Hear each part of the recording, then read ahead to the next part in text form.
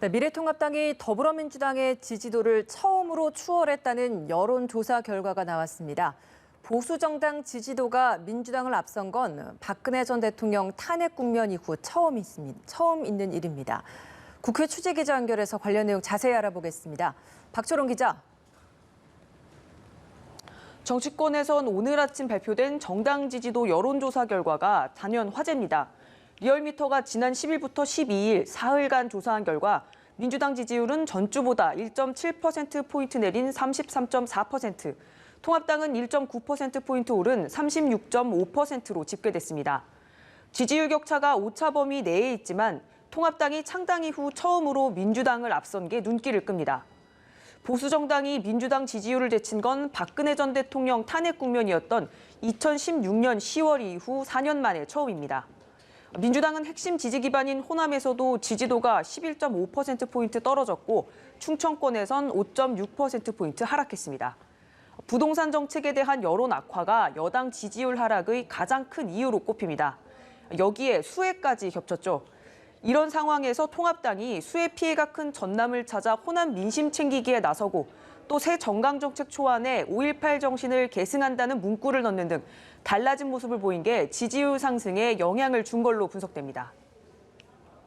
네, 달라진 모습을 보여주겠다라고 얘기했던 통합당, 오늘 새로운 정강정책을 발표한다고 하죠? 네, 그렇습니다. 조금 후인 오전 11시 이곳 국회에서 통합당 정강정책 개정 특위의 언론 브리핑이 있습니다. 정확한 내용은 기자회견 이후 알 수 있겠는데요.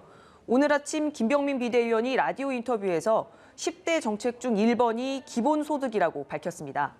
피선거권을 18세로 낮추고 국회의원 사연임을 금지하는 안도 담겼다고 합니다. 현재 선거에 출마할 수 있는 연령은 25세인데 이 벽을 허물어 만 18세면 국회의원 선거에 나갈 수 있도록 하겠다는 겁니다. 특위가 발표한 안을 바탕으로 비대위 논의 또 의원총회를 거쳐야지 안이 확정되기 때문에 실현까지는 아직 먼 길이 남아 있습니다.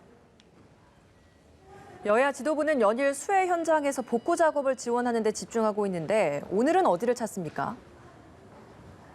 네, 민주당 이해찬 대표를 비롯한 지도부가 강원 철원에서 오늘은 수해 복구 활동을 합니다. 이곳엔 어제 문재인 대통령 부인인 김정숙 여사가 깜짝 방문해서 복구 작업을 돕기도 했습니다. 통합당 주호영 원내대표와 의원들은 섬진강 범람으로 피해를 본 전북 남원에서 복구 지원 작업을 이어갑니다.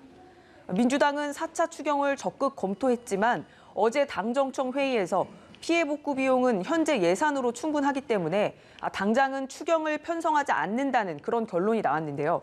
김종인 비대위원장 오늘 회의에서 수해 복구를 위한 추경 편성을 적극 요청했습니다.